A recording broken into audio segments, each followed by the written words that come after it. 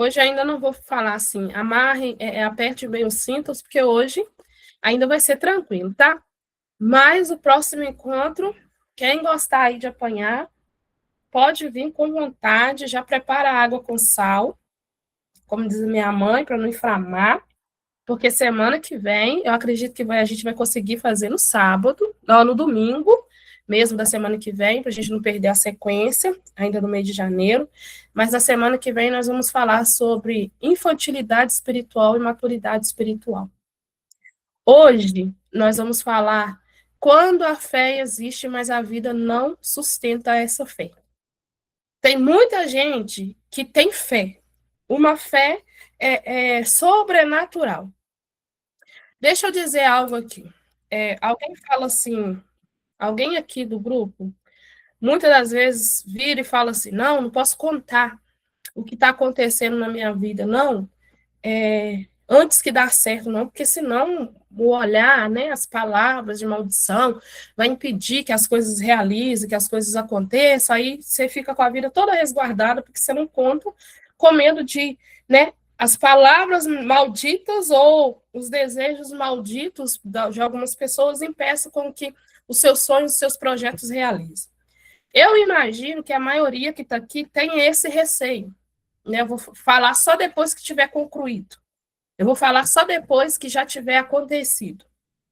E a gente falou muito disso no outro encontro, mas numa outra vertente. Por que que normalmente nós somos assim?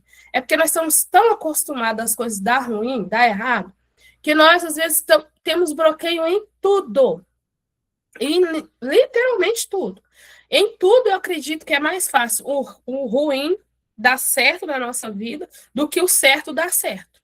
Então, eu sempre vivo com aquele bloqueio. Não vou contar, não vou sonhar demais, não vou me alegrar, não, que para mim, sempre no final, tem alguma coisinha errada, no final, alguma coisa dá errado.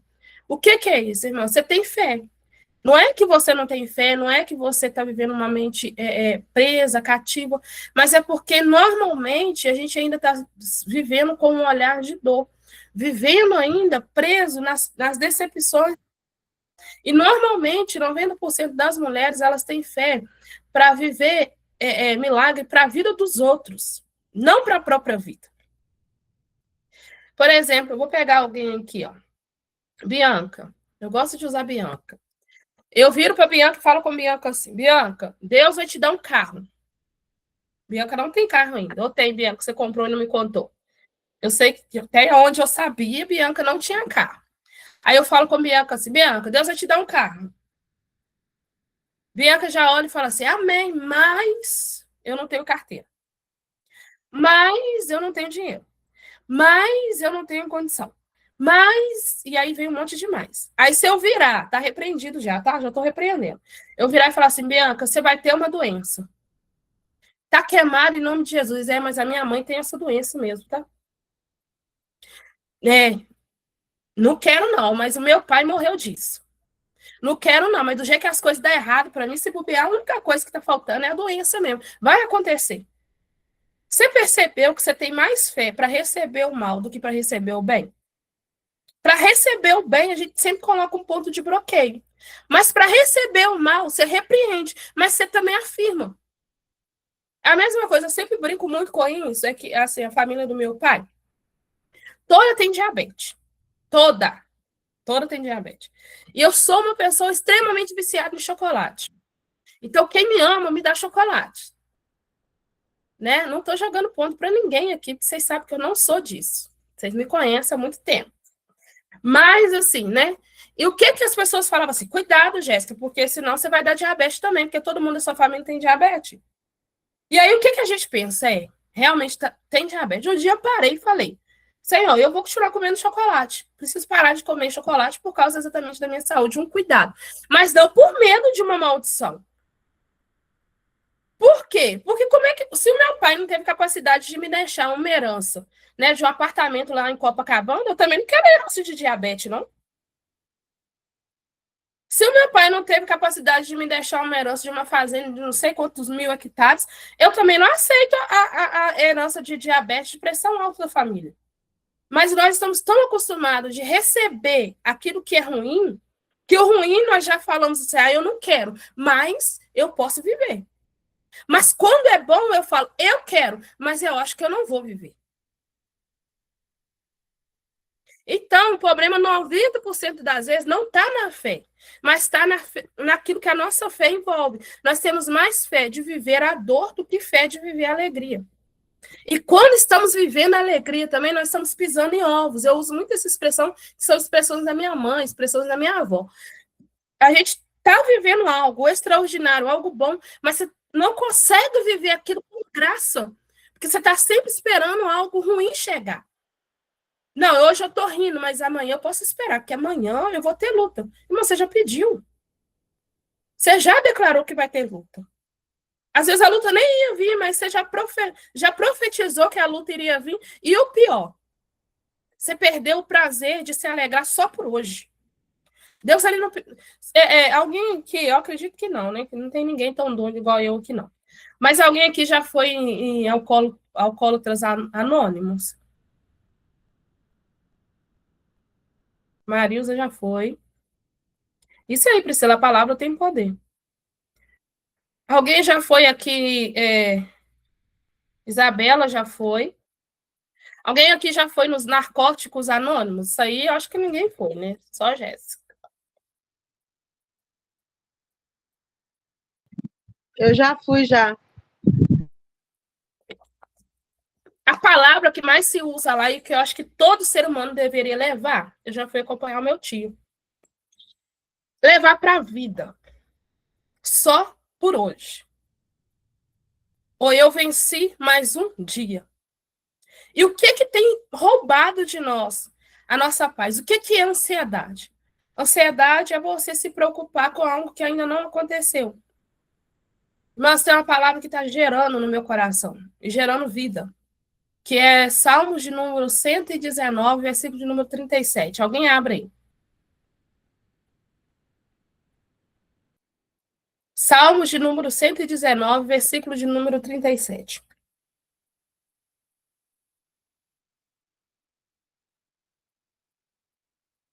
Alguém abriu? Eu abri. Leia aí para mim, Marilson. 139, como é que é? 119. Isso, versículo número 37. Versículo o quê? 37. Ah, eu estava lá atrás. Desvia os meus olhos de contemplarem a vaidade e verifica-me no teu caminho. Qual a versão que você está lendo, Marilson? 119, 37, né, não? Qual é a versão bíblica? Aqui, ó.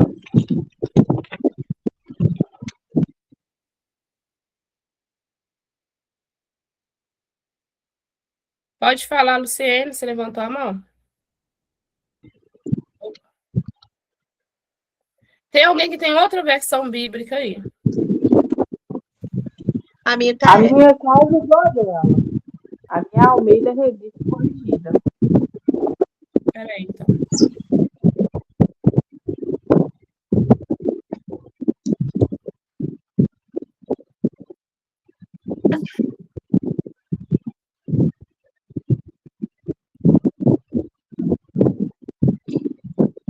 Peraí, irmãos.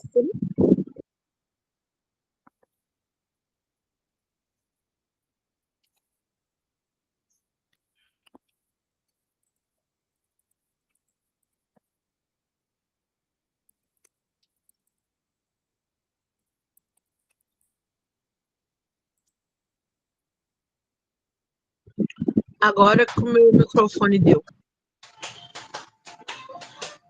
A sua tá a mesma, Pri? Ô, Jéssica. A versão dela. Ó, Salmo 119, versículo 37. Desvia os meus olhos para que não vejam a vaidade. Sim. E verifica-me no teu caminho. Qual que é a sua versão aí, Pri? A minha Almeida Revista Corrigida. Tem alguém com a versão Almeida Corrigida e Fiel aí?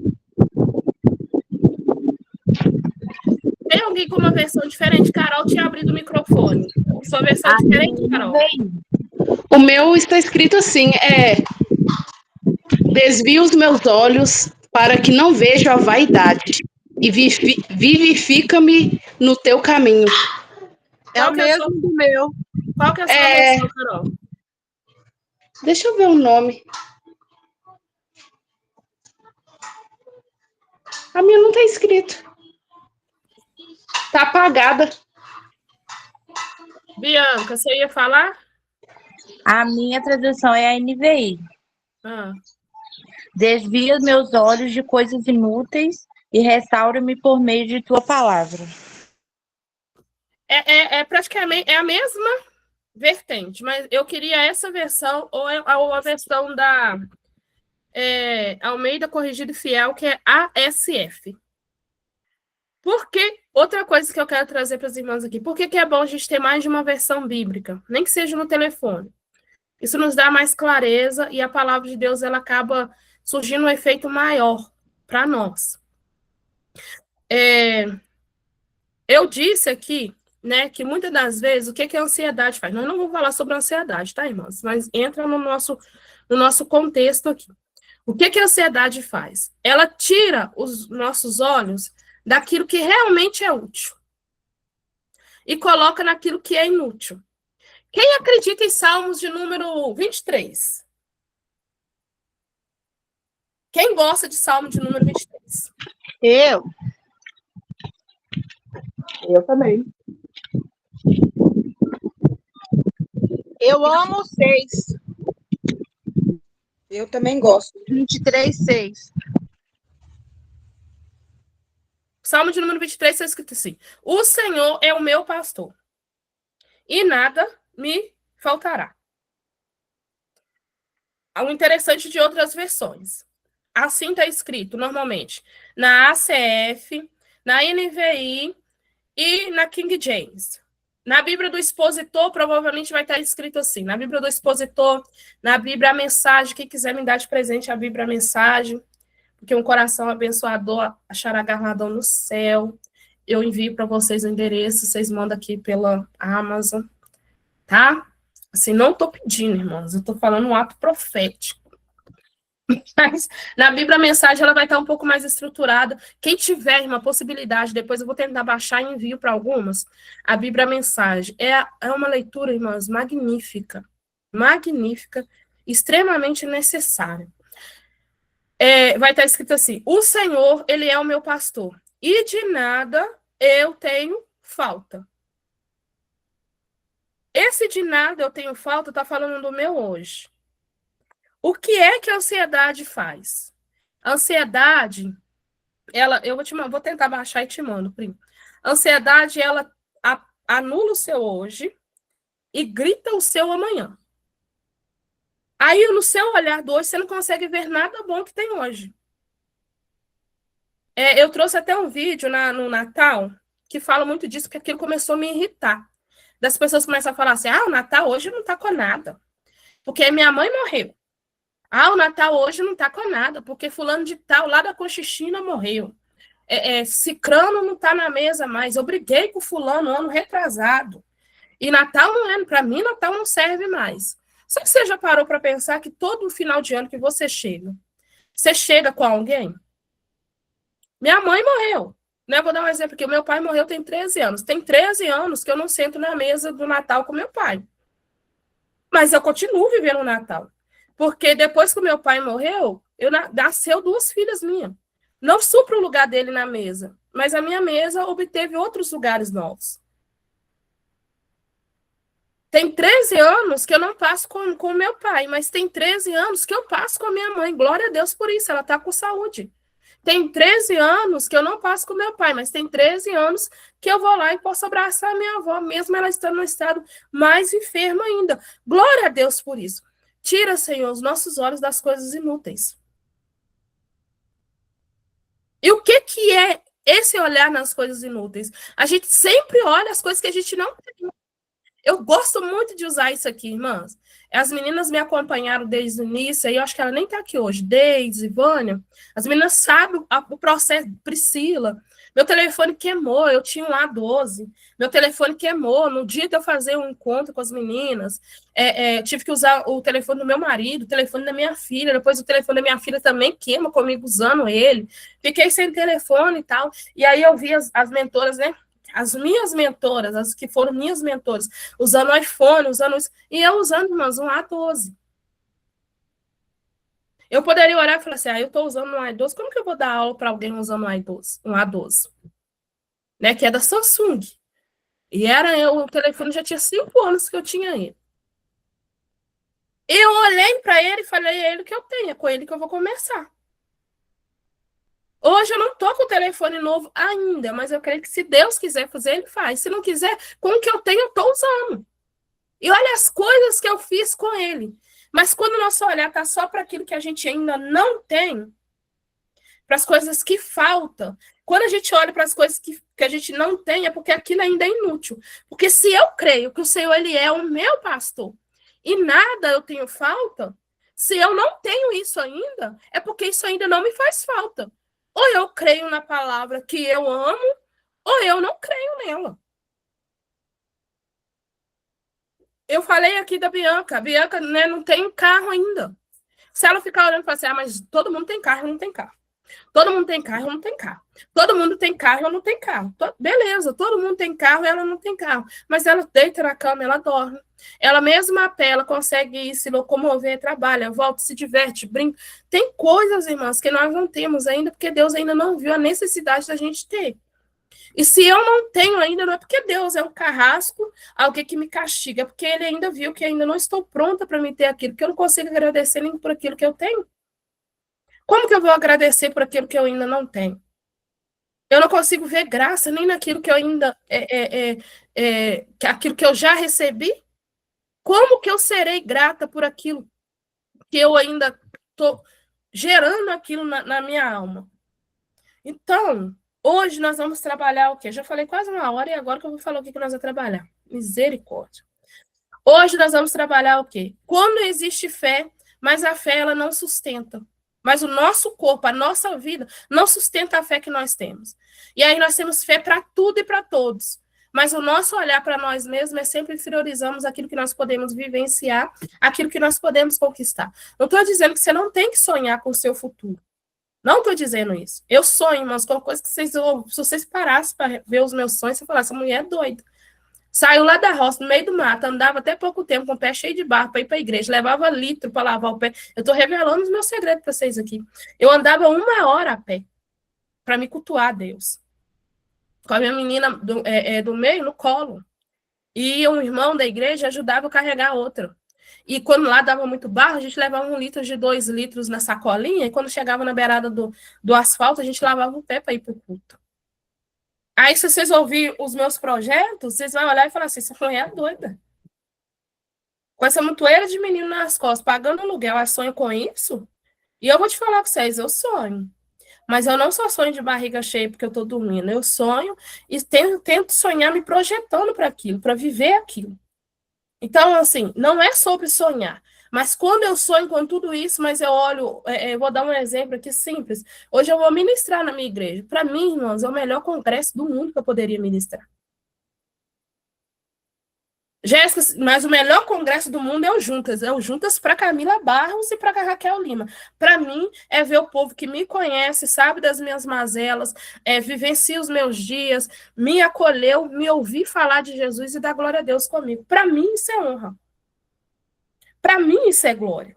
Para mim, Jéssica. Porque é muito fácil chegar na igreja de alguém que não me conhece e falar de Jesus e eles me ouvirem, eles não me conhecem. Mas quando a pessoa convive comigo, sabe da minha ídole, e mesmo assim eu ministro, eu prego e ela fala, Deus te usou, eu tenho que falar assim, olha, o meu caráter não anulou a presença de Deus na minha vida. Então eu estou andando no caminho correto. Eu estou andando no caminho certo. Então, o que nós precisamos olhar? Eu tenho mais motivo. Acorda todo dia de manhã, irmãos, e olha assim, faz uma análise. Será? Põe na balança. Traz uma balança espiritual aí. Será que realmente você tem mais motivo para reclamar ou você tem mais motivo para agradecer? Mas pesa tudo.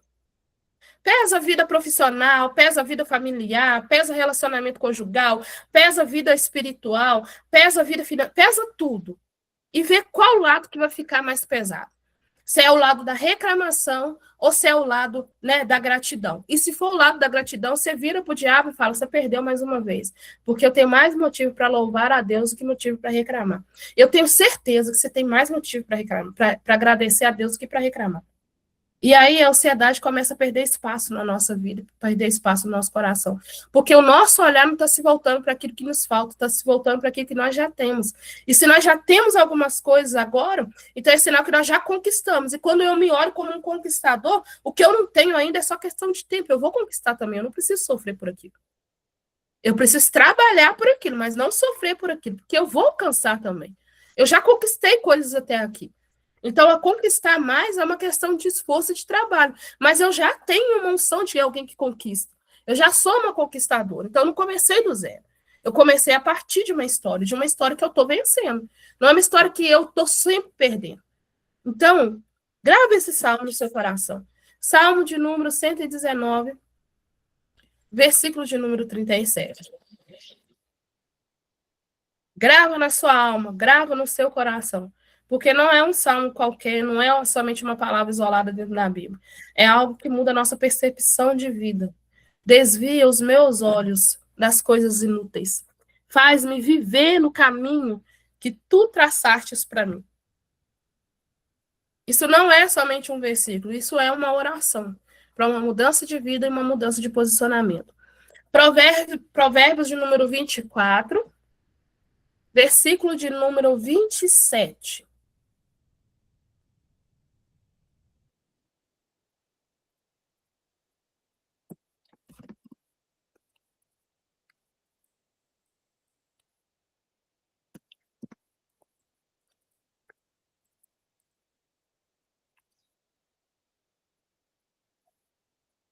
Chegando gente ainda. Provérbios? Provérbios 24, versículo de número 27.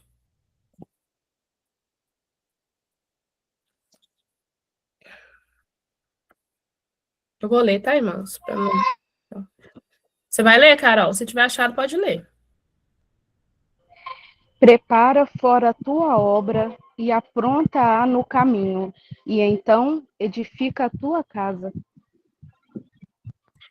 Irmãs, Provérbios de número 24, 27 é uma instrução para todos, não somente para mulheres, como está aqui, né? A maioria, mas para todos. No nosso primeiro encontro, nós falamos sobre as crenças limitantes, aquilo que pensamos, acreditamos e repetimos internamente, mesmo estando em Cristo. Hoje, nós vamos dar um passo adiante, porque muitas mulheres identificam a crença ou entendem a raiz, mas ela continua a mesma vida. Mas a minha tá errada, Jéssica. A minha tá errada, porque a minha tá diferente. Como que tá o seu? Prepara fora a tua obra e apronta-a no campo, e então edifica a tua casa. A sua versão é um pouco diferente da de Carol, mas quase... É a mesma coisa, só que tá só trocado as palavras. Entendi, tá.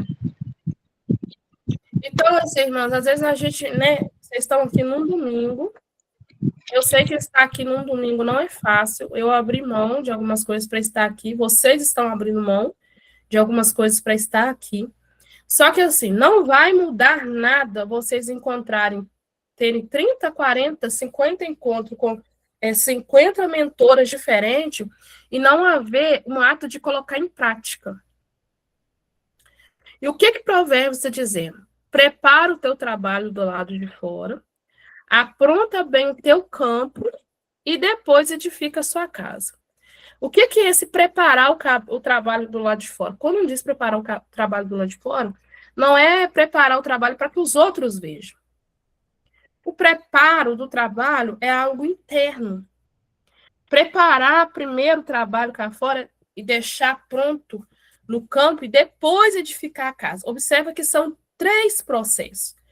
dentro de um mesmo versículo, ele está nos direcionando para 3 processos totalmente distintos, mas necessários para, no final, dar certo.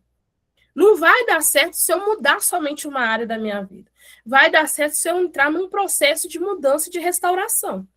Não vai dar certo só eu parar de falar palavrão, digamos assim. Vai dar certo se eu parar de falar palavrão porque eu passei a ter comunhão e porque eu passei a ter intimidade. Observe que são 3 processos. Então, um é consequência do outro. E um é resultado do outro. Primeiro, eu fiz o meu ato próprio, que eu me previ de falar algo que não agrada ao Senhor. Depois, eu passei a ter mais comunhão com Deus. O que é comunhão? Fazer algo para estar próximo de Deus. E essa comunhão me trouxe o quê? Me trouxe depois intimidade. O que é intimidade? É ele falar no meu ouvido para mim poder ter tanta intimidade com ele, para me transmitir o que ele fala a outras pessoas. Então, é impossível estar aqui falando com alguém sobre preparar o caminho do lado de dentro da nossa vida, né? Preparar a nossa intimidade com Deus, falar de algo que eu não estou vivendo. Falar de algo que eu não estou me submetendo aqui. E tentando, né? Porque a vida da gente, mas não é um acerto diário. É uma tentativa contínua. Então, assim, eu não faço certo só quando aquilo me traz um bom resultado.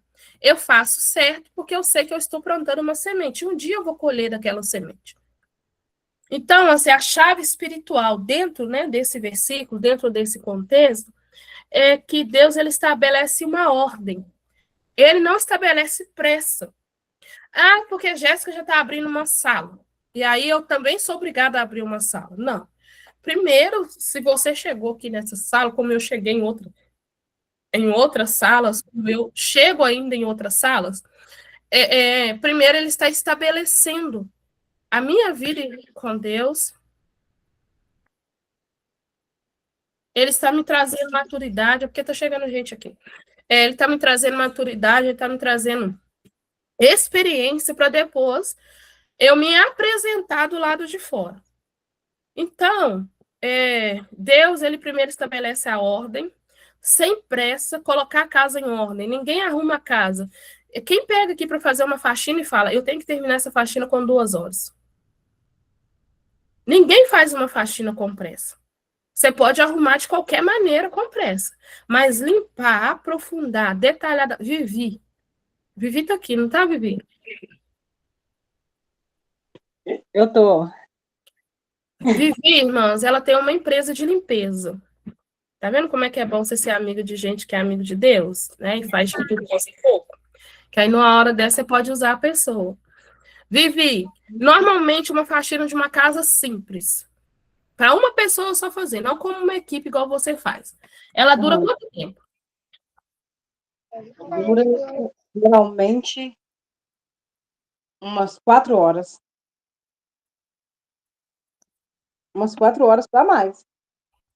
Umas 4 horas. Isso sem limpar dentro das coisas, porque a faxineira não limpa dentro das coisas, né? Então, assim, se fosse limpar dentro das coisas, duraria aí, né, cerca de, dependendo de como está dentro desses ambientes, que normalmente são ambientes que você não limpa tanto porque os outros não vê. Umas 8 horas. Umas 8 horas, o dobro. 8 horas. Imagina para Deus limpar a nossa alma. Para Deus limpar a nossa mente, que se auto-sabota.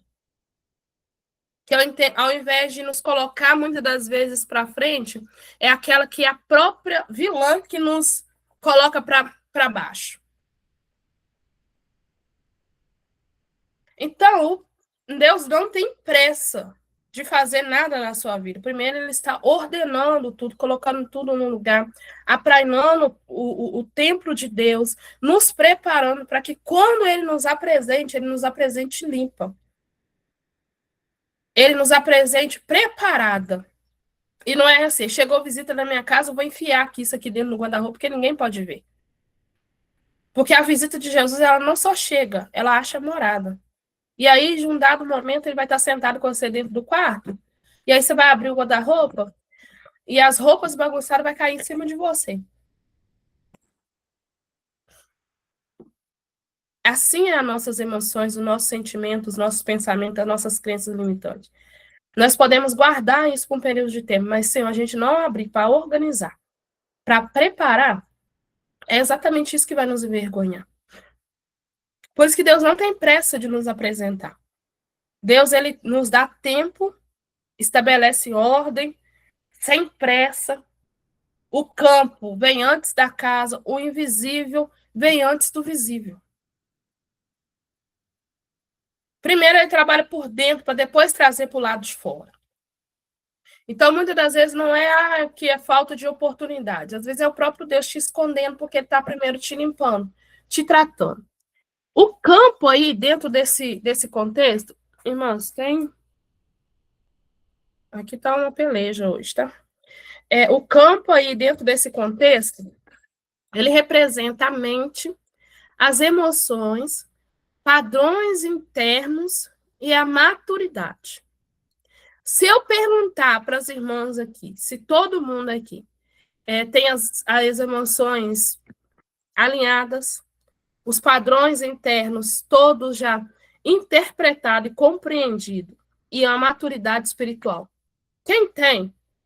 Clica na mãozinha aqui de levantar a mão, ou o coraçãozinho, ou bater palma para mim saber quem tem. Mas nós estamos com 20 mulheres.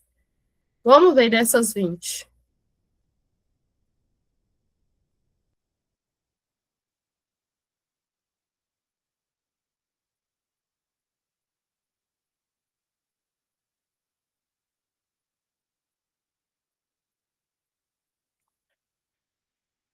Só Paula que sente que está com a mente alinhada com a vontade de Deus, as emoções bem estabelecidas, os padrões internos já interpretados, já conhece bem de si mesma e já tem uma maturidade espiritual.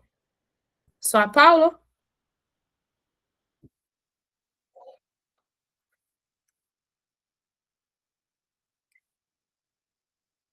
Agora, a casa. Dentro desse versículo que nós estamos, ela representa um alinhamento familiar, ministerial e de vida prática. Quem aqui acha que nessas áreas você já está nivelado com a vontade de Deus?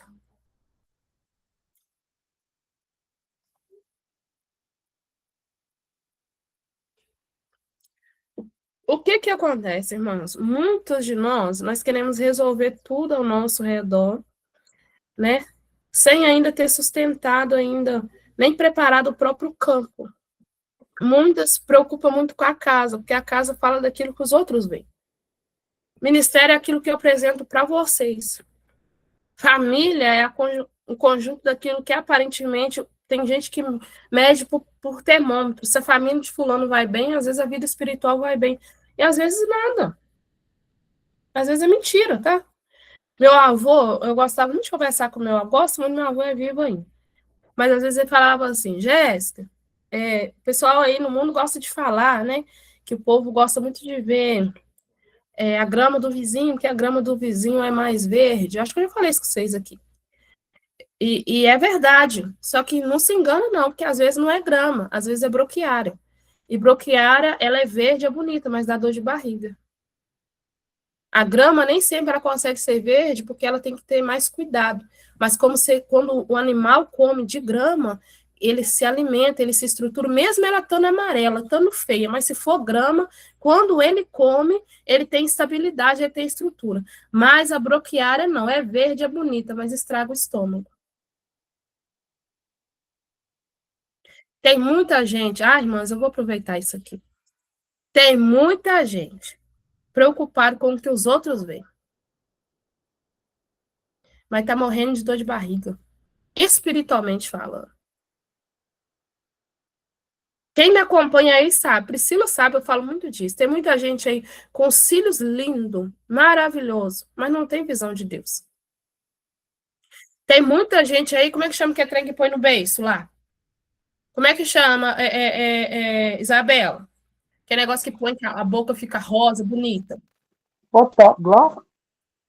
Não, que faz definitivo. Não, o Botox é para colocar muita boca. Se eu pôr Botox, não aparece nem a cara. É pigmentação, pigmento lá. Pigmentação, isso aí. Põe aquela pigmentação, fica aquele negócio bonito, irmãs. Mas conversa com ela. Pede ela uma palavra de Deus. Conta para ela suas dores. Vê se é o mesmo lábio bonito, brilhando. Também a palavra que sai dela reluz. Se a palavra que sai dela também traz vida. Eu não estou dizendo aqui para você não colocar os seus cílios, não, irmãos. Não estou dizendo aqui para você fazer sua pigmentação, não. Eu até tinha vontade de fazer. Mas depois que eu vi que a boca do moço que fez ficou feia, eu desisti. Fico com a minha boca do jeito que tá mesmo. A gente não mexe no time que tá ganhando. Nem tudo que reluz é ouro. Nem tudo que reluz é ouro. É isso aí, Marilza. Tem muita gente preocupado em arrumar só aquilo que os outros veem. Coloca a melhor roupa, o melhor calçado, o melhor sorriso e fala, tá tudo bem. Tá igual aquela mulher, a viúva. Eu adoro, mas quando eu vejo o povo pregando aquela passagem, principalmente de uma forma distorcida. Não porque você não pode falar, você não pode contar, você... Quem disse? Quem te falou essa mentira, irmãs? Sendo que a própria Bíblia diz, declarai a sua necessidade aos santos. Então você tem que contar. Só que o negócio é você achar alguém que é santo. Eu sei que já não está muito fácil. Nós estamos vivendo uma crença hoje em dia que acha que todo mundo tem que estar só esteticamente perfeito. É o famoso crente com a Bíblia embaixo do braço, mas longe do coração. É o famoso crente alinhado por fora, mas destruindo. Lembra que Jesus disse, vocês são como sepulcro calhado. Por fora tá lindo, perfeito. Mas se abre. E eu quero muita... Isso aí, Priscila, muita religiosidade.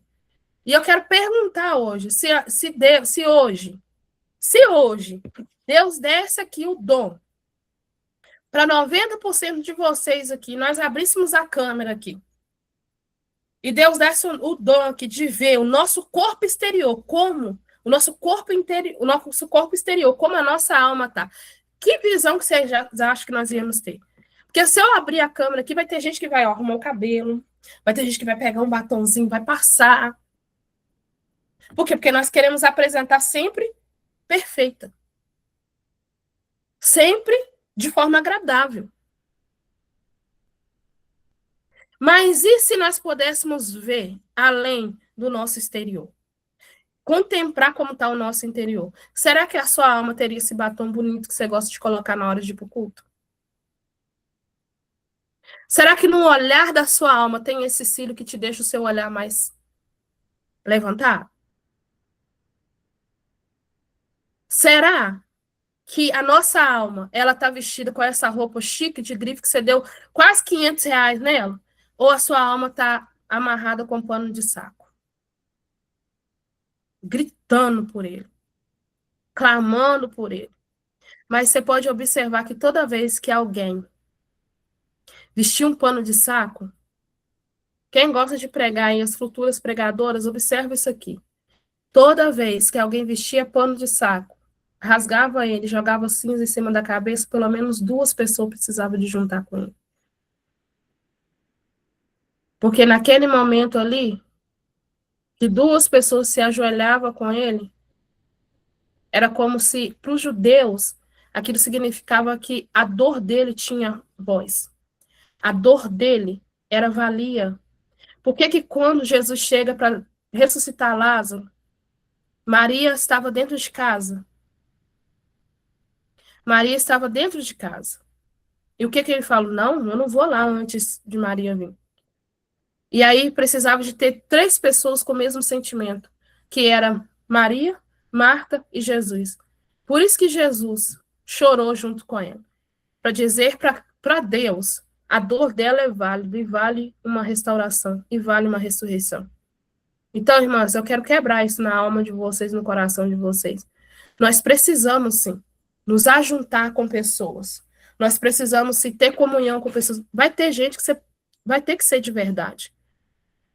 E eu falei isso da última vez aqui. Deixa eu te dizer uma coisa. Eu vou dar um exemplo de... Ela não está aqui hoje, mas eu tenho uma outra pessoa aqui. Já teve gente que eu cheguei perto dela e falei, eu vou abandonar o negócio de pregar. Eu vou largar esse negócio de pregar. Eu estou sofrendo. Eu estou sendo humilhada. Eu estou sendo caluniada de algo que eu nunca fiz. E eu não quero mais, eu tô sofrendo por causa disso. E aí eu lembro que a fala dela foi assim, tenta só mais uma vez. E se Deus não fizer nada é porque ele te liberou, mas se Deus fizer alguma coisa no coração de alguém é porque você ainda tem um compromisso com isso. E eu me lembro que eu fui ministrar num sítio, a Deise está até aqui, foi até nesse sítio. E tem outras pessoas aqui, a Amanda também. E eu lembro que eu preguei sobre livro de Mateus, onde vai falar, Mateus, capítulo de número 15, onde vai falar das sementes. E eu lembro que eu usei algumas analogias da semente e fui entregando em cima das analogias para as mulheres que estavam ali. E aí eu lembro que no final ela olhou para mim e falou comigo assim, Deus ainda tem alguma coisa com você, porque Deus fez hoje de novo. A Amanda lembra disso, né, Amanda? E aí naquele dia eu falei, se Deus não fizer nada hoje, eu paro. Eu não prego mais. Quando me mandar mensagem para me pregar, eu falo que eu não aceito mais convite para pregação, que eu só estou cultuando a Deus. E aí, irmãos, eu achei muito lindo, não é nem essa história, eu achei muito lindo, sabe por quê? Porque ela me ouviu falando que eu não queria mais. Ela foi comigo para ser um teste, para ver se era para mim continuar ou se não era. E ela continua comigo. Ela está na mentoria comigo, né? Ela está fazendo a mentoria comigo, ela é minha amiga, ela me ajuda, ela me auxilia. Então, o dia que ela me viu chorando e me viu querendo desanimar, isso para ela não anulou a autoridade que ela vê em mim, porque ela me escuta ainda. Ela senta para aprender comigo, né? Digamos assim. E se fosse outra pessoa, eu iria olhar e falar assim: essa mulher que falou que ontem queria parar, agora está querendo dar aula para mulheres de não parar? Quem é ela? Muito pelo contrário. Ela olhou e falou, porque você prosseguiu. Eu ainda conversei com ela esse dia, falou, porque você continua, Jéssica. Se eu tivesse parado, eu não parava para te ouvir, né, mesmo, não. Mas mesmo diante de toda a dor, você deu a oportunidade, mais uma vez, de Deus testificar no seu coração se ele tinha um propósito ou não. E você continuou. E a gente só escuta quem continua. Então, nós precisamos ter esse tipo de aliança. Nós precisamos ter esse tipo de amizade. Que hoje estiver chorando, mas se amanhã estiver bradando, não te desonra por causa do seu choro de ontem. Que hoje estiver gritando, esbramejando, mas quando ele estiver no outro dia adorando, levantando a mão e fala, olha, fulano é servo. Porque fulano ontem estava desanimado, mas hoje ele continua crente. Então, irmãs, muitas mulheres tentam sustentar muita coisa do lado de fora, mas está esquecendo de sustentar a si mesma. E esse foi um período da minha vida assim. Eu estava querendo resolver tudo, resolver o problema do meu marido, resolver o problema das minhas filhas, resolver o problema da minha igreja, e não estava entendendo que eu precisava primeiro cuidar de mim. E se eu não cuidar de mim, eu não consigo cuidar de mais ninguém. E o que geralmente, né, acontece é que a nossa fé até é grande, mas se nós não cuidarmos do recipiente que guarda essa fé, o recipiente se quebra. Ele não aguenta. Ele não suporta. Então, o que geralmente acontece? A pessoa começa muito animada, decide mudar, né? Eu vou mudar. Principalmente início de ano. Esse negócio está muito de Deus, porque janeiro é o tempo da mudança. Eu vou mudar, vou fazer academia, vou fazer isso, vou fazer aquilo. Ah, eu vou orar, eu vou ler Bíblia, eu vou jejuar, eu vou ter uma vida com Deus, eu vou não sei o quê, eu vou... Você falou um monte de coisa que você vai fazer. Mas você não falou nada que você vai deixar de ser. Você já parou para pensar nisso? Eu vou fazer um monte de coisa, mas eu vou deixar de... Eu vou fazer um monte de planos, mas o que eu vou deixar de fazer? Porque normalmente aquilo que eu sou que está impedindo de eu não fazer aquilo que eu preciso fazer.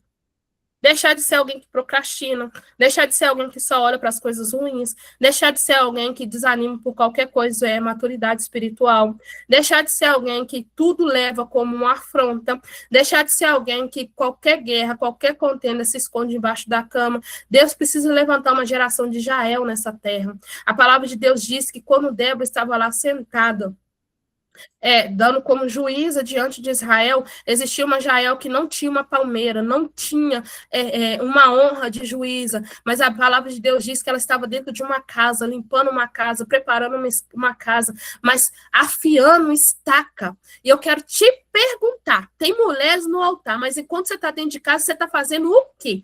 Clamando, reclamando das mulheres que estão no altar, ou afiando a sua estaca quando o inimigo chegar na sua casa, você tem as suas próprias armas. Ou quando o inimigo chega na sua casa, você fala, fulano tem que vir orar para mim, porque se fulano não orar para mim, não acontece. Toma posição de Jael nessa tarde. Débora é juíza, está sentada embaixo da palmeira, mas Deus te chamou de Jael. Dentro da sua casa tem que ter estaca pronta, tem que ter leite quente, para quando o inimigo chegar, você falar com ele assim, eu estou mostrando para você que eu sou só uma dona de casa. Bebe leite, toma leite, pode descansar, porque aqui é o seu ambiente. Mas aí de noite você se reveste com autoridade guerreira, troca suas vestes, troca sua roupa, pega a sua arma e fala, agora eu vou para a guerra, e é no nome do Senhor, e nós vamos vencer a guerra junto. E aí não é o seu nome de Débora que entra na história, é o nome de Jael e é o nome de Débora. Todo mundo quer ser Débora. Bonitinho, porque todo mundo quer honra. Mas ninguém lembra que quando eu estou dentro de casa eu tenho que ter o mesmo posicionamento de Jael. Porque tem inimigo, irmão, que está tomando do nosso leite, deitando na nossa cama e acordando no outro dia. Isso tem que parar em nome de Jesus. Ele pode achar, olhar para nós e falar assim, eu entro na casa dela e faço roaço. Quando ele achar que está fazendo roaço, eu me levanto como um guerreiro e falo, aqui não, Satanás. Aqui eu sou guerreira, é dentro de casa, lavando a minha vasilha, é limpando a minha cama, é arrumando o meu quarto. Enquanto eu estou arrumando o quarto das minhas filhas, eu estou colocando a mão em cima e falar, Senhor, as minhas filhas não sabem no direcionamento que tem, mas o Senhor é o Deus da vida delas, o Senhor é o Deus dessa casa, é o Senhor que trabalha aqui. E o diabo acha que está tomando leite, descansado dentro de casa. Ele não sabe que nós estamos preparando a ferramenta certa, o instrumento certo, para dar na fonte dele e ele não levantar nunca mais. Mas sabe o que acontece? Nós estamos dentro de casa fazendo o quê? Ontem fulano me deu a oportunidade. Ontem esse cano cantou mal. Minha filha, sua arma quebrou agora. Porque se você está querendo uma oportunidade ou quer cantar bem, não vai ser falando do outro que você vai ter essa oportunidade. E se você não vence as guerras sobrenaturais com armas naturais. Então, sobe o nível nessa tarde em nome de Jesus. Madurece espiritualmente em nome de Jesus. Para de pegar só os personagens bíblicos que têm um ponto de destaque. Pega os personagens que não têm um ponto de destaque, mas nos mostra como ser uma pessoa de Deus. Como ser uma mulher de Deus, uma mulher lançada da aljava do céu. Porque se é Débora sentada hoje, eu nem estou falando isso porque a gente conversou sobre isso, não. Mas é porque é o que vem na minha mente aqui, eu vou falando. Né? E quem não gostar, irmão, é de graça mesmo, então não tem nem problema. Então, assim, Jael, ninguém fala dela. Porque ela era uma mulher normal, uma mulher comum.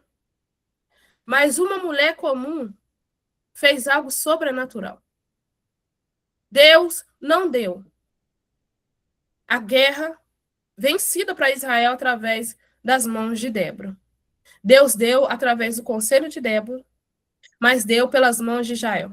Umas Deus vai usar através dos conselhos, mas outras Deus vai usar pelas mãos.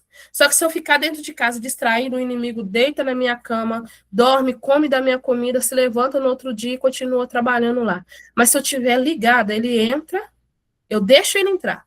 Deixo ele deitar. Ontem eu ouvi, irmãos, uma história sobrenatural. E eu falei, é essa estratégia que a gente tem que ter. Nós temos que ser mais inteligentes do que o diabo. As minhas emoções, elas têm que ser mais estruturadas do que a dele. Até porque nós temos algo que ele nunca teve e nunca vai ter. Quando Deus nos criou, ele soprou o fôlego dele em nós. Ele não, ele foi criado só por uma ordem. Nós não, nós já tivemos desde a nossa criação envolvimento, relacionamento, intimidade com esse Deus. E não é fulano tem mais, nem ciclano tem menos. Nós somos feitos do mesmo pó, do mesmo barro, e foi soprado em nós o mesmo fôlego de vida. Só que ao invés de nós estarmos como Jael, preparando a casa, mas também preparando as armas, nos adornando como um guerreiro, normalmente nós estamos como Raquel, roubando o ídolo e amaldiçoando aquilo que nos causa dor.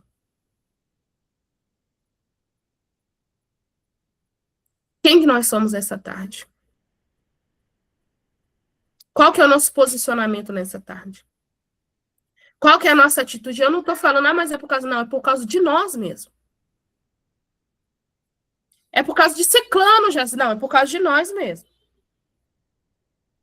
É porque ninguém não me deu oportunidade. Eu não tive, Jéssica, a mesma estrutura que... Que estrutura que eu tive, irmão? Você não conhece minha vida. Hoje eu comecei a contar um pouco, esse dia eu comecei a contar um pouco das coisas que eu vivi aqui. E as meninas começaram, o quê? Mentira? Você, Jéssica, já foi viciada no crack? Foi. Comecei com 13 anos. Já fiquei na rua 2 meses.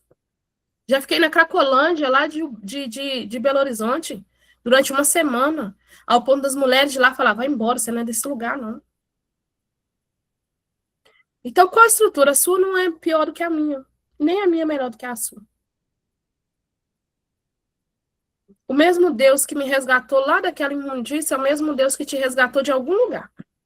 Mas é o mesmo Deus. E ele pode fazer infinitamente mais do que aquilo que pensamos e imaginamos. Só que o negócio é, o que eu faço com aquilo que vem nas minhas mãos? Veio nas mãos de Jael a oportunidade de matar Baraque. E o que ela fez? Ela não falou, não, eu tenho medo dele, deixa ele dormir aí, ficar à vontade. Tem um tanto de mulher crente que tem medo de diabo, que eu vou te contar um negócio. Mas nós vamos para frente. Vamos para frente. A Bíblia diz que Deus nos deu autoridade. Não é autoridade para você pôr salto 15, não. É para você pisar na cabeça de serpente, de escorpião. Mas aí a serpente passou lá do outro lado. Eu não gosto de mexer com isso, não. Eu já estou deitada na sua cama, tomando seu leite. Infelizmente, tem que dizer a realidade. Então, toma uma posição nessa tarde. Eu sei que da última vez nós tivemos 26, hoje nós temos 21. Da próxima vai ter 5, mas vai ter crente. Amém?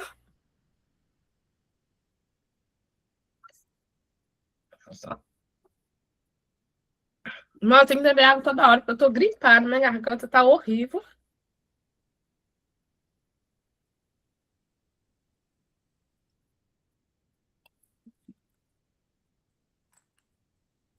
O que é estrutura interior?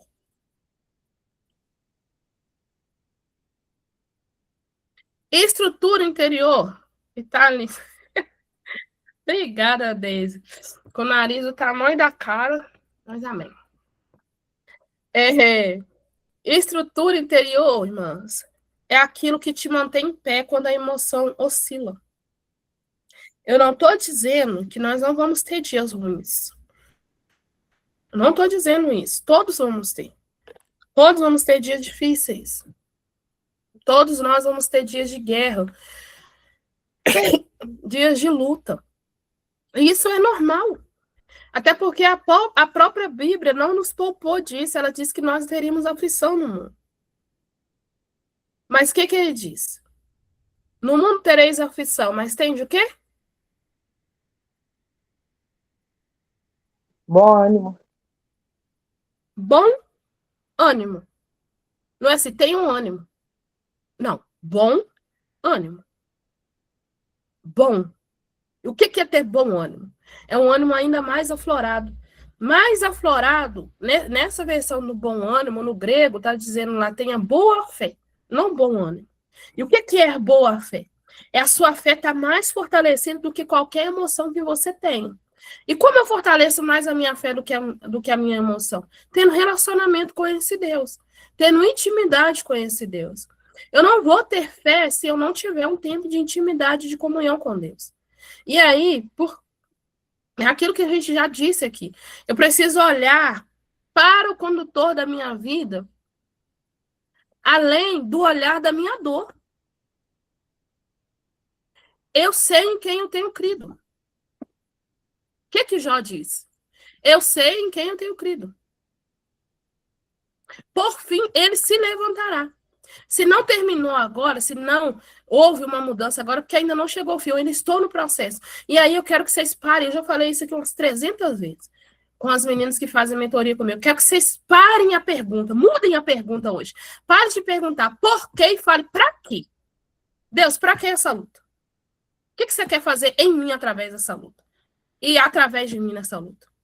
Ah, mas por que, Deus? Porque parece que nós não merecemos. E a Bíblia diz que nós somos tão miseráveis que nós merecemos o fogo. Então, se nós estamos se eu estou vivendo só luta, eu ainda estou no lucro. Porque já era para me ter sido condenada há muito tempo. Então, não é para me perguntar por quê, mas para quê? Quando eu mudo a conotação da pergunta, Deus também muda a conotação da resposta. E quando eu estou perguntando só por quê, ele continua me trazendo luta, por quê? Porque eu sou pecadora, miserável, eu mereço mesmo padecer. Porque aí eu estou perguntando, me justificando, dizendo que eu não mereço aquilo. E aí Deus tem que me responder como eu mereço, mas a misericórdia dele me alcança, não deixa a luta me matar. Mas quando eu mudo a conotação e digo, para quê? Aí ele vai me apresentar o propósito daquilo. Aí muda a geografia do que eu estou vivendo. Normalmente, né, a gente trouxe aqui sobre a estrutura interior, nós somos muito acostumados a somente ganhar, não a perder. E isso entra, né, no contexto de que normalmente nós acabamos desistindo até das promessas de Deus. Eu fiz uma pergunta no nosso grupo do Caminho Frutíferas, né? A maioria das meninas estão aqui. E eu não falei nada lá, porque a gente vai entrar nisso ainda, vocês vão apanhar bastante terra. A maioria colocou lá, eu enterrei o meu ministério, meu dom, meu talento. Por causa disso, por causa daquilo outro. Eu coloquei um vídeo lá ontem. Quem assistiu o vídeo? Quem se sentiu levemente açoitado pelo vídeo? Levemente, porque eu bato pouco.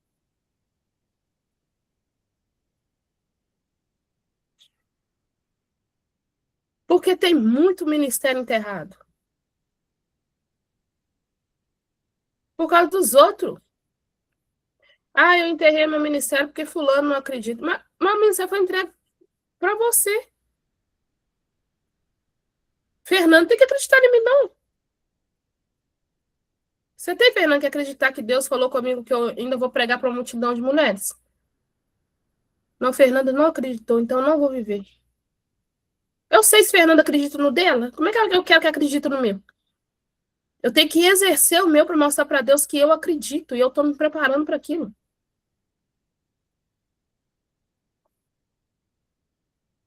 Então, nós temos que parar, irmãos, de vivenciar a nossa vida com expectativa de terceiros. Relacionamento é eu, Deus, Deus e eu. E as pessoas só vão entender que eu tenho um relacionamento com ele no processo. Alguns não vão entender. Tem pessoas que olham para mim, mas Natanael fala, esse casal não combina. Natanael é meu marido, para quem não conhece.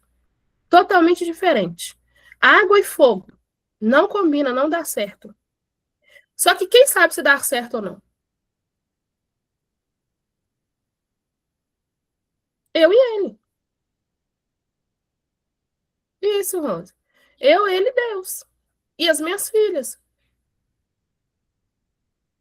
Então, por que você está esperando as pessoas olhar para você ministerialmente, espiritualmente, dizendo e acreditar em você em alguma coisa?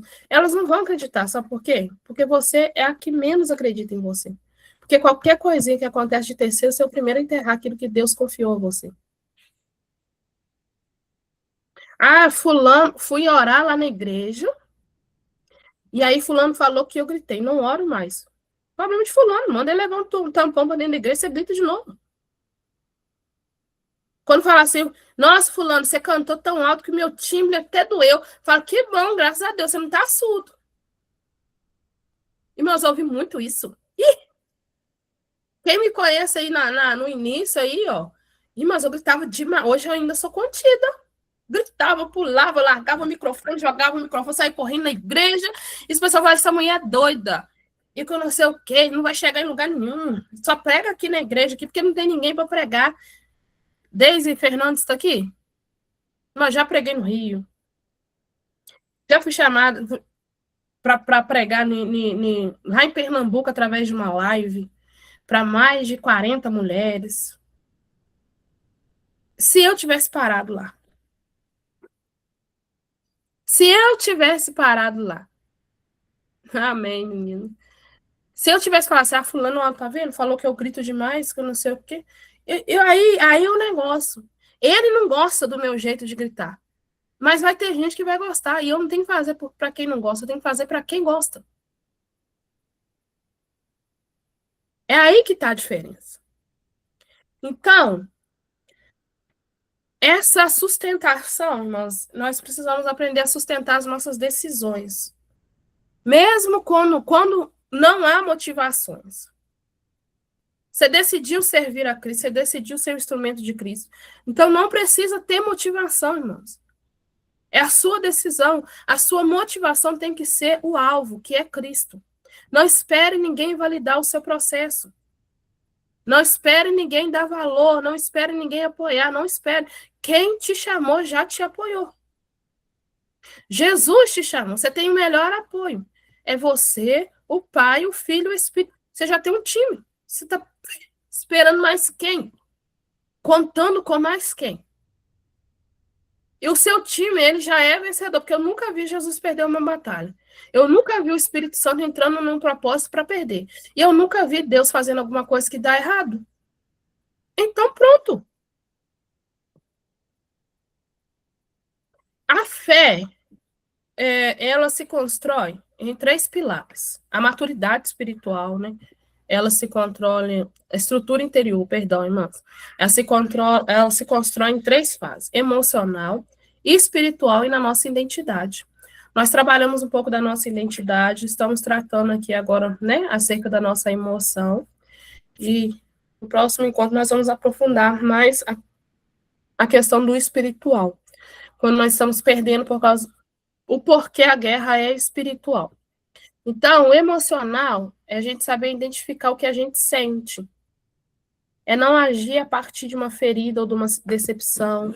É parar de reagir automaticamente. É pedir a Deus os dons do Espírito, que controla nossas emoções, os frutos do Espírito. Não tem nada mais útil para controlar as nossas emoções do que o fruto do Espírito. O espiritual, a fé, ela não depende da emoção, ela depende da nossa intimidade com Deus. Ter constância, mesmo quando ninguém aprova, quando ninguém valida. Ter relacionamento com Deus sem troca, eu me relaciono com Ele não por aquilo que Ele vai fazer, mas por aquilo que Ele é. Identidade, saber quem somos nós. Saber qual é o nosso limite. E parar de moldar para agradar as pessoas. Quando eu digo isso, não é só no âmbito físico, marido, filho, não. É no âmbito espiritual. Quando você enterra um dom, porque as pessoas não concordam, o que você está fazendo? Você está se anulando. E o pior, você não está anulando só você está anulando algo de Deus em você para agradar um ser humano que não vai te levar a lugar nenhum. Pelo contrário, ele vai te levar para o buraco ainda. Unção, ela te faz começar. Mas a estrutura, ela te faz permanecer. Tem muita gente que começa muito bem, mas não continua, não prevalece. Tem muita gente que começou falando em línguas, em mistério, tendo dons de revelação, e hoje não faz nada, nem na igreja não vai mais. Então não adianta só eu pedir Deus unção. Eu preciso pedir Deus estrutura para carregar a unção, os dons, o talento, porque a Bíblia diz assim, só pega a cruz. É isso que a Bíblia diz, irmãos?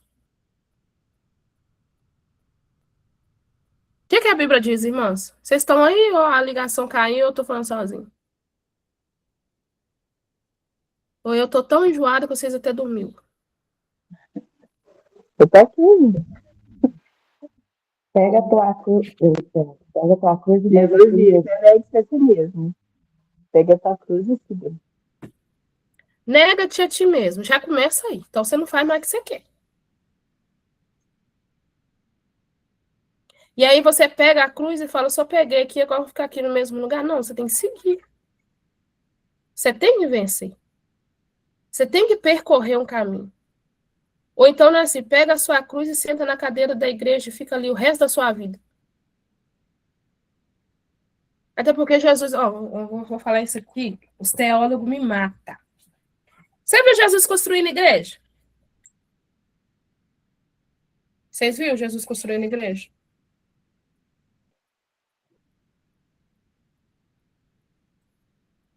Ninguém viu Jesus construindo igreja, né? Jesus ama a igreja. Ele fala que vai vir buscar a sua igreja. Ele fala, né, que morreu pela sua igreja, que a igreja é a noiva dele, que ele vai adornar, que ele vai preparar. Mas se tem um lugar que o povo está ficando mais preguiçoso dentro da igreja. A igreja agora, as cadeiras são aconchegantes, né? Almofadada, tem ar-condicionado, tem lanche depois do culto, tem som bom para não estourar o ouvido. Lá na nossa igreja, o microfone lá é doido, sabe? Aí quando a pilha baixa, assim, ele vai fazer aquele barulho. Vum! E tem gente que fica para morrer, porque o microfone não pode atrapalhar o meu tipo. Pelo amor de Deus, gente. Jesus não tinha nem igreja. Jesus andava no sol escaldante. Comia o que dava a ele. Bebia o que dava a ele. E amava servir. As pessoas, a igreja está ficando mais confortáveis para as pessoas só sentar ali, não como um adorador, mas para assistir uma série de cultos. Para assistir uma noite diferente fora de casa. E a Bíblia diz, pega a sua cruz e siga-me. Não diz, pega a sua cruz e senta na cadeira da igreja e fica ali pro resto da vida. Seguir a Jesus é encontrar com mendigos, com órfãos, com viúvas, com enfermos, com doentes. Porque seguir Jesus, aonde Jesus andava, o que Jesus encontrava? Quem são as pessoas que Jesus encontrou no caminho? Então, quando ele fala, siga-me, ele já está mostrando o caminho que nós temos que seguir, irmãos. No caminho, Jesus foi humilhado, foi caluniado, mas Jesus curou enfermo, Jesus expulsou demônio, Jesus abraçou leproso. Então, é esse caminho que nós temos que seguir. Mas nós estamos achando que seguir Jesus, pôr nossa cruz nas costas, é só sentar na cadeira e ficar ali, tomando um ar fresquinho na cara e depois voltar para casa com com o mesmo espírito, com a mesma alma, sem mudança, sem transformação. Esse não é o evangelho de Cristo. Esse é o evangelho que faz bem para o seu corpo, mas está matando o seu espírito.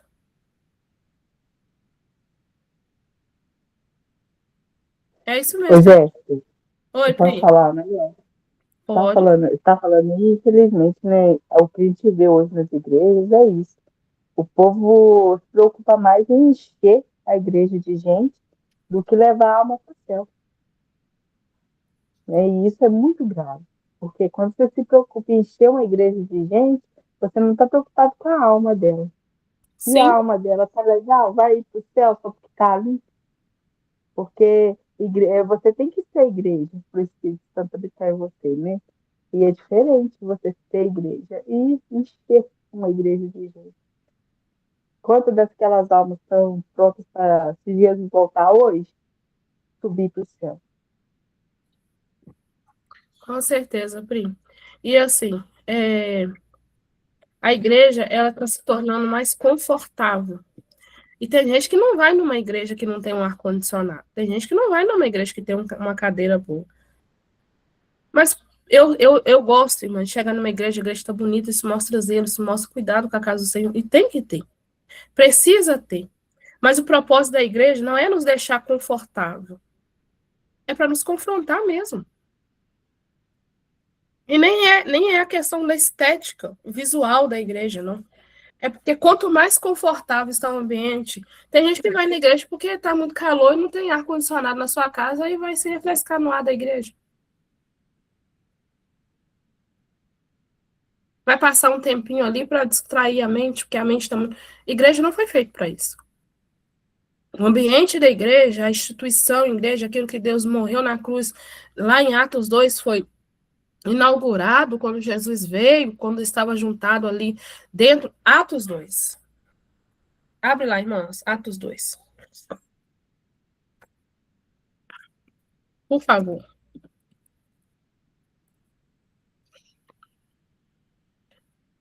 Alguém sabe que a igreja foi inaugurada em Atos?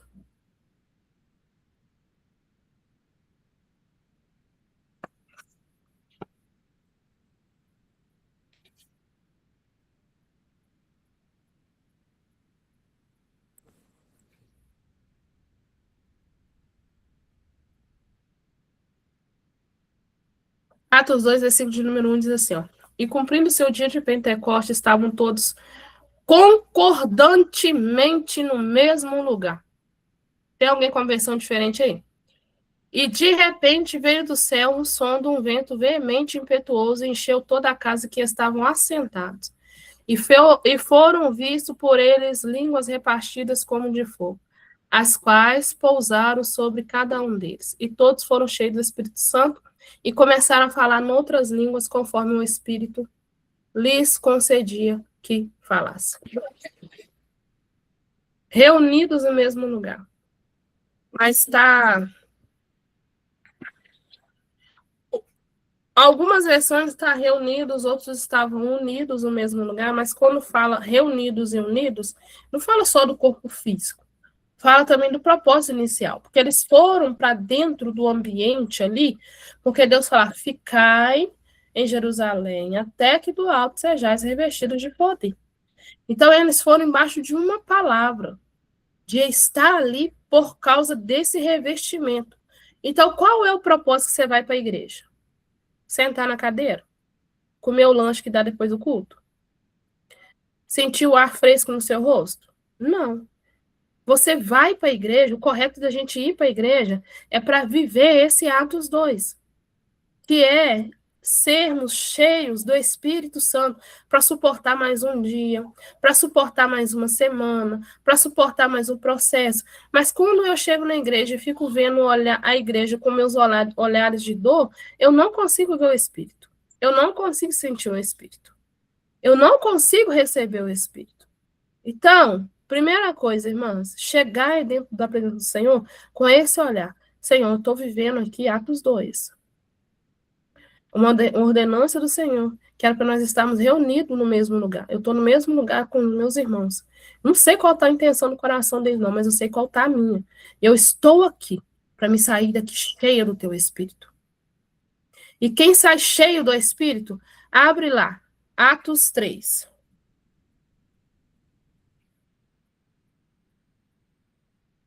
Nessa versão aqui, irmãs, Atos 1, 2 e 3, ela está numa concordância cronológica. Então, não tem erro, tá? Não está errado o tempo, não.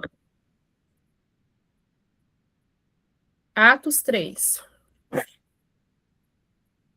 Já estou terminando, tá, gente? É 5 horas. Vocês falam demais. Vocês têm que parar de falar no carro.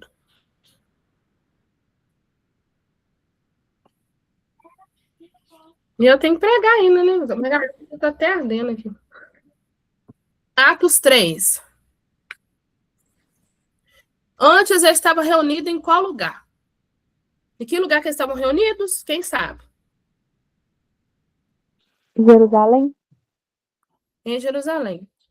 E eles estavam reunidos num ambiente, né, juntos. Cita para mim, quem respondeu? Isabela? Sim.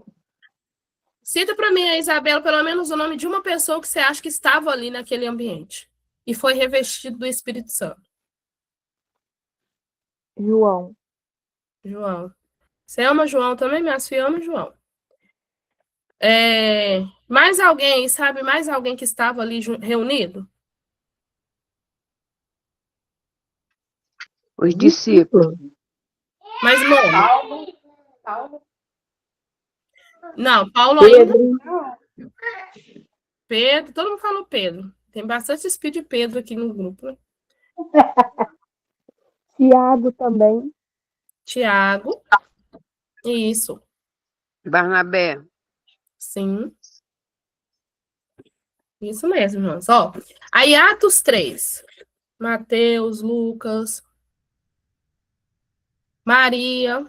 Tem gente que acha que Maria não estava lá, não. Ela estava lá, tá? Lembre-se que ela continuou andando com os discípulos, servindo por um período de tempo. Então, não é assim, não, que ela não recebeu o Espírito, não. Porque tem gente que acha que nós mulheres não podemos ter o Espírito, não. Nós temos também do mesmo jeito. Aí, Atos 3, olha, eles já tinham sido cheios. Eles tinham recebido a presença de Deus, já tinham falado em língua. O povo tinha falado, vocês estão bêbados. Vocês estão vendo que vai ter sempre alguém que fala o contrário? Que quem não está vivendo não vai ter que falar o contrário. Porque quem não sabe falar da nossa visão tem que falar contra a nossa visão. Quem não é contra nós é por nós. E quem está falando contra nós é porque não é por nós. Então, você já viu aí que quem está falando contra você não está na mesma visão que você. Só que se você começar a falar contra essa pessoa, você vai para o time dele. O time dele já ganhou. Mais de 120 estavam ali reunidos. Mais de 100, fora, né, os 120. Então, mas aí vamos lá. Atos 3. Eles já estavam ali, foram cheios da graça, da presença do Senhor. Eu imagino que seja um dia repleto, igual aquele dia do culto, que as pessoas começam a falar em língua, outros choram, outros, né, não fazem nada, mas ficam ali dizendo, eu também queria estar sentindo isso. Queria... Então, assim, é aquele momento maravilhoso. E aí, vem 2. Atos 3. Todo mundo abre a Bíblia aí. Atos 3, e diz assim, e Pedro e João subiam junto ao templo à hora da oração, a 9ª. E era trazido um homem que desde o ventre de sua mãe era coxo, o qual todos os dias punha à porta do templo chamado Formosa, para pedir esmola aos que entravam no templo. Todo mundo estava ali, o Espírito veio e foram cheios do Espírito Santo. Certo? Vocês estão comigo? Só que João e Pedro, né, que foi muito citado aqui, o que é que eles fazem? Não é só ir no templo. Não é só sentir alguma coisa. Eu agora quero passar por um nível de intimidade, que é ter isso todo dia, ter o Espírito todo dia, ter a graça todo dia, falar com Deus todo dia, ser acordado por Ele todo dia, Ele me colocar para deitar todo dia. Aí o que que eles fazem? Nós não somos 120. Vamos, João? Vamos, Pedro? Fazer o quê? Vamos voltar para o templo. Não vamos ir não vamos voltar para o lugar onde nós estávamos. Nós vamos agora para o templo. E eu vou para o templo fazer o quê? Em qual momento? Eu vou para o templo para oração. A intenção deles é fazer o quê? É orar. Já tinham pessoas dentro desse templo. Já tinham pessoas vivendo dentro desse templo. Mas quem que consegue fazer a diferença no templo? Quem foi recebido pelo Espírito, cheio do Espírito, e continuou buscando algo para agradar o Espírito. E aí, quando eles chegam num ambiente do templo, eles olham para aquele homem que está todo dia ali, todo mundo que está dentro do templo todo dia, não tem visão de Deus, não tem olhar de Deus, porque não tem Deus, não significa que todo mundo que está dentro da igreja, é o que eu disse aqui, tem gente que vai ali porque é um lugar corriqueiro, um lugar comum, mas tem gente que vai para o templo que é o Espírito que já está dentro dele, fala, hoje você vai para um momento de oração, hoje você vai ser usado lá, hoje você vai ser transformado lá, hoje você vai ser liberto lá. E aí ele chega, olha aquele homem e fala assim, hoje é diferente, hoje não é quem vem no templo só para vir no templo. Hoje eu vim no templo, mas eu já vim cheia para o templo. E ele olha para aquele homem e fala assim, eu não tenho ouro, eu não tenho prata, porque quem está cheio de Deus não precisa ter ouro, não precisa ter prata, não precisa ter carro do ano, não precisa ter um nome nos melhores holofotes, ele precisa ter Deus, porque só quem tem Deus dá o que Pedro deu, que é levanta e anda. Eu não sei vocês, mas eu já consigo sentir a presença de Deus. E se Pedro tem uma fé imatura, quem falou com ele, você está bêbado, ele tinha voltado para casa, abandonado o Espírito e ter ido embora. Mas ele falou, vocês não entendem o que eu estou vivendo, porque vocês não entendem, eu não estou aqui olhando quem não entende o que eu estou vivendo. Eu estou indo para o templo. Aí ele chega lá e fala, tem um aqui também que não entende o que eu estou vivendo, mas eu tenho e eu te dou. Levanta nessa tarde e anda. Para com essa fé, menina. Levanta, porque você é mulher de Deus e você tem que ir para o templo cheia de Deus. Vou me conter. Ele poderia ter saído do templo, irmãos, e ir para o boteco e falar assim, esse falou que eu sou cachaceiro e eu sou mesmo. Eles falam, eu vou fazer diferente. Tem muita gente que não acredita em nós e fala que nós somos meninos. Tem muita gente que acha que nós estamos fazendo aqui é passar tempo. Mas eu sei o que eu recebi na minha Jerusalém. Eu sei a intimidade que eu vivi em Jerusalém. E não vai ser quem não estava lá, quem não recebeu lá, que vai me fazer desacreditar daquilo que se manifesta em mim, daquilo que me move, daquilo que me levanta, daquilo que me faz sentir a presença dele nessa tarde, daquilo que me faz estar aqui há 2 horas falando de um Deus vivo, que declara no coração de vocês que é o seu Deus também. É o mesmo Deus que te batizou, que te renovou, que gritou o seu nome e diz nessa tarde. O que você vai fazer quando uma afronta vier? Você vai olhar e falar assim, é verdade. verdade. Eu não preciso acreditar nisso. Você vai olhar e dizer, eu sei o que eu tenho. E eu vou para o templo declarar para quem está enfermo lá, levanta e anda. E só quem está em pé pode mandar alguém levantar. De Espírito Santo de Deus. Porque se eu sento também, vai ter que vir outro Pedro de fora e me mandar levantar. Mas se eu estiver em pé, quem está sentado vai dizer, para com essa palhaçada, levanta daí, você não precisa de esmola, você pode entrar no templo, porque até então eles só colocavam ele sentado do lado de fora, porque ele não poderia entrar no templo. Mas naquele dia Pedro está dizendo, você é como eu, você é adorador, você é alguém que exalta, você é alguém que glorifica. Antes você ficava sentado, mas agora você levanta, você anda, você glorifica. E a Bíblia diz que ele entra andando e saltando. Ei, decanto, remina, eu sou de queramanto e assar. E deixa eu te dizer, irmãos, vai ter gente que nós vamos falar com ele, levanta e anda, e ele vai ser tão de Deus que ele não vai levantar só andando, ele vai levantar andando, pulando e salteando. Mas quando acontecer isso, não inveje o seu coração. E lembre-se que você foi um instrumento de Deus para essa pessoa estar vivendo vida de novo, sentindo vida de novo. E aí aquilo traz um burburinho para o templo. Porque tem muita gente no templo, acostumado com o templo, mas eu acredito que vai levantar uma geração de gente que vai levantar no templo e dizer, o templo não é só para sentar na cadeira. O templo é para adorar, para profetizar, para entregar a vida. E só entrega algo a alguém que tem. Pedro e João recebeu lá e diz, agora é a hora de eu samear o que eu recebi. O que vocês estão recebendo aqui nessa tarde? E o que vocês vão fazer com o que você está recebendo? Alguém vai olhar para você e dizer, vocês estão perdendo tempo ouvindo Jéssica? Ou vocês vão olhar e dizer, não, levanta e anda, porque lá eu recebi, levanta e anda. Minha fé não é menina mais, não é qualquer coisa que me abate, não é qualquer palavra que me abate. Agora eu sei o que aconteceu comigo em Jerusalém. E não vai ser o que aconteceu do lado de fora que vai me roubar isso.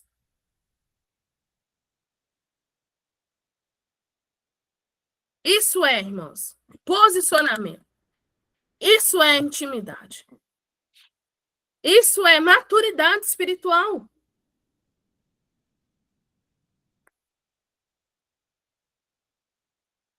Por quê? Tem muita gente que tem capacidades muito maiores do que nós imaginamos. Mas eles receberam um direcionamento e uma palavra. Mas o problema é que eles deixaram se abater. Por causa de um rosto virado. Por causa de alguém que não concordou e alguém que provavelmente não viveu o mesmo que você viveu. Mas eu quero te perguntar, irmãos, a experiência que você teve com Deus é algo falso ou é algo verdadeiro?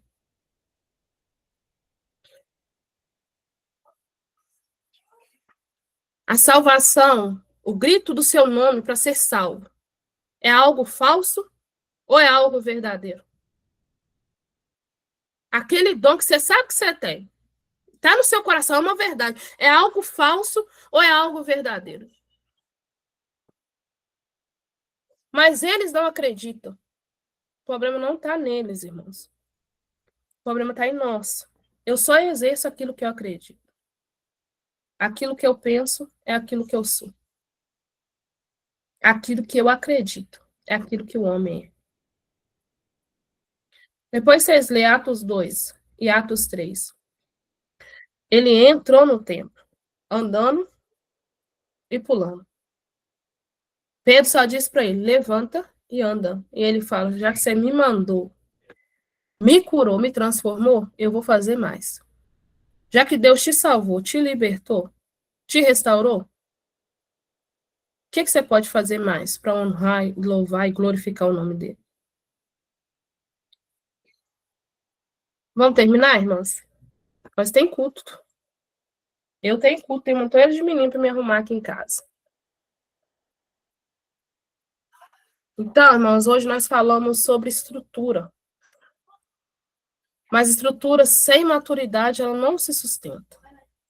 Então, na próxima semana, bom, deixa eu fazer a pergunta aqui, né? Mestre, vocês entenderam? Agora eu vou parar para me olhar o chat aqui, irmãos. Vocês receberam de Deus, irmãos?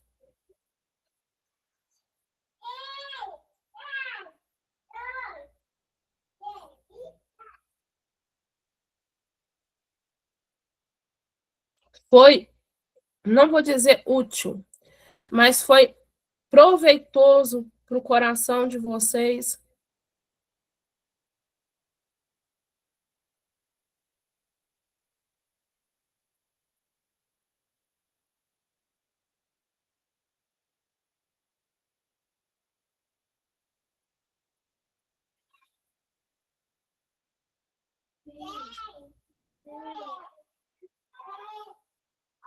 Bianca, não se contém, deixa eu... Ai, Senhor.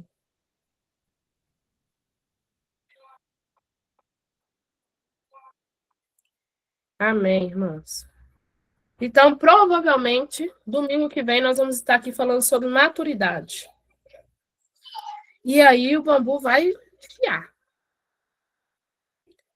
Preparem o metiolate. Preparem, porque Sal grosso. grosso, preparem.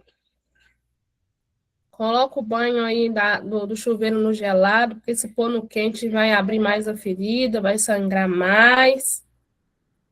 Porque domingo que vem nós vamos sair daqui crente. Acredito que a maioria já saiu daqui crente hoje, né? Mas não vai sair mais crente ainda. E assim, né? No próximo encontro nós vamos falar, porque algumas pessoas até começam a vivenciar, mas não permanecem. E isso é falta de quê? Isso é falta de maturidade. Uma fé imatura é uma fé que não sustenta. Por isso que a Bíblia diz lá, e não é pego. E é uma oração que eu sempre tenho feito, irmãs, é a seguinte, porque se Deus fala lá, através de Paulo, que vai ter dois tipos de alimento. Vai ter leite e vai ter comida forte. Eu vou começar a falar com Deus, Senhor, será que o Senhor já está me alimentando com comida forte? Às vezes eu tô achando que eu tô vivendo, nossa, demais, eu tô só no leite ainda, porque a minha fé ainda é fraca, porque Deus ainda me tem como menina. E eu sempre falo com Deus, Jesus, prepara a minha estrutura espiritual, meu estômago, não me poupa das adversidades. Ninguém quer passar luta, irmão, ninguém quer. Mas toda fase nós precisamos deixar alguma coisa. A criança, ela nasce, ela tem que começar a deixar o peito. Depois ela precisa deixar a fralda. Não, primeiro ela tem que deixar o colo, que ela vai ter que aprender a engatinhar. Depois ela vai ter que deixar andar ali, né, facilmente de uma mão no chão e com o joelho no chão e andar com os pés no chão. Nessa época ela cai muito, machuca muito, mas ela vence. E aí depois ela precisa deixar a fralda. Depois ela tem que ir para a escola, né? Eu tô falando das fases que eu tô vivendo. Ela vai ter que deixar a mãe por um período de tempo e confiar que ela sozinha ela se dá conta. Só que se nós não amadurecermos, nós vamos ter sempre que ser carregado no colo. Ou então ficar andando de fralda, porque senão no lugar que a gente anda, a gente suja o nome do Senhor. E aí eu fico perguntando a Deus, em que nível será que eu tô? Será que o Senhor me tem com alguém com uma fé madura, ou será que eu ainda sou menina na presença do Senhor? Eu não quero, irmãos, atrofiar o meu crescimento. Eu não quero, por medo das fases. Porque eu sei que Deus não me daria uma prova maior do que eu poderia suportar. Então, se uma criança venceu a fase de largar o peito, que é algo muito íntimo, por que eu não vou sustentar a fase de amadurecer na presença do Senhor? Eu tenho que criar vergonha na minha cara e amadurecer. E parar de ter medo, de ter coragem, de ter ousadia. De chegar num ambiente e dizer, Senhor, o Senhor me colocou aqui porque o Senhor confiou algo em mim. Não é que o Senhor precisa de mim, mas Ele conta comigo em algumas coisas. Eu não posso desonrar isso, porque eu sou uma menininha ainda que qualquer coisinha que acontece, eu vou lá e caio no colo e choro no colo dele. Não, eu quando falo, seja, eu fui lá e me machucou assim mesmo, eu fui lá, tá? E aí ele fala, parabéns, você venceu. Nós não vencemos quando nós retrocedemos, nós vencemos quando nós avançamos. Por isso que existe a linha de chegada em todo desafio. E se você ficar parado, sentado no meio do caminho, você nunca vai ver a linha de chegada. Então, nós vamos falar sobre isso. Não é para apanhar hoje, não, é para apanhar semana que vem. Amém? Vocês estão vivos ainda? Vocês sentiram que vocês apanhou, irmãs? Hoje foi leve ainda. Não muito.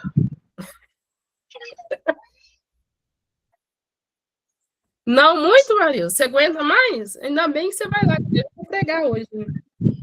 Eu quero sentar lá dentro e ouvir o casado. Eu apanhei bastante agora no final. Quem apanhou? Eu vivi. Vivi? É. Eu tomei um couro aqui agora. Bem no finalzinho, tomei um couro. Ai, ai. Nossa. E a hora que eu falei que hoje ia ser tranquilo, hein? Né? Mas hoje nós estamos encerrando, irmãs, né? A gente começou aí com 23 mulheres. Algumas me mandaram mensagem lá no privado, falou que tinham que sair por compromisso ou visita que chegou em casa. Mas ainda assim, a gente está encerrando aqui com 18 mulheres. Né? Louvado seja Deus pelo interesse de cada uma de vocês, pela disposição, né, de aprender. E a Bíblia, quando nós somos confrontados, quando nós buscamos ao Senhor, ele nos entrega sem medida, né? Ele não tem esse negócio de vou te entregar com conta-gotas. Quanto mais nós nos colocamos dispostos a aprender, a conhecer, a se envolver, não estou dizendo que não vai ter luta, não vai ter guerra, mas quanto mais luta, dificuldade nós temos, mais ele se apresenta, mais nós conhecemos dele, mais intimidade com ele nós temos. Então, é válido tudo que nós estamos vivendo aqui. Eu acredito que é para o amadurecimento, o crescimento de todas. Na próxima semana, né, a gente vai ter de novo às 15 horas, se tudo correr bem, né, às 15 horas no domingo, de novo. E para as meninas aí do Caminho Frutífero, essa semana provavelmente eu vou ficar um pouquinho mais ausente lá no grupo. Vou mandar algumas coisas para vocês, mas eu vou precisar de ficar um pouquinho mais ausente, porque eu preciso terminar os cadernos. Mas nós estamos por aí, e qualquer coisa, né, estamos sempre à disposição dos irmãos, e eu louvo ao Senhor por cada uma das meninas, as que estão comigo no Caminho Frutíferas, as que estão comigo na mentoria, as que não estão comigo nos trabalhos, mas que de alguma forma entrou aqui. Eu louvo a Deus pela vida de cada uma, e Deus abençoe a cada uma, que nós vamos ter um culto abençoado hoje, e eu quero crer, não me decepcione, tá? Que vocês vão chegar nesse culto hoje igual Paulo, igual Pedro e igual João. Vocês não vão estar saindo da vazia para ir para lá, Deus encher vocês. Vocês vão chegar lá, desde a porta, vocês já vão começar a declarar o que eu tenho. Lembra que eu falei na semana passada? Para com esse negócio de tudo é soberba, eu não posso falar porque não sei o que. Pedro falou, o que eu tenho. O que Pedro tinha? O Espírito Santo de Deus. Você falar, eu não tenho, quem é que vai acreditar? Pedro disse, olha, o que eu tenho, eu te dou. E eu quero perguntar hoje para as irmãs, o que vocês receberam aqui? Vocês saírem daqui, o culto hoje tem como ser, do mesmo jeito, vocês decidirem sair daqui, levando o que vocês receberam daqui, e já chegando lá cheias, tendo uma nova visão, não chegando num ambiente só para sentar na cadeira, mas ofertar uma adoração sincera. Porque eu creio que é isso que Deus tem para nós. Termos um diferencial para esse ser. Se Deus tem vontade, eu tenho coragem. Isso aí, é a minha frase, você vai ter que começar a pagar para usar, tá? A gente precisa, irmãs, ter uma geração de Jael. É como eu disse, todo mundo quer ser as personagens principais. Mas as coadjuvantes fizeram também muito milagre, muito prodígio. E eu não preciso estar no altar para me ser uma personagem de importância dentro da casa do Senhor.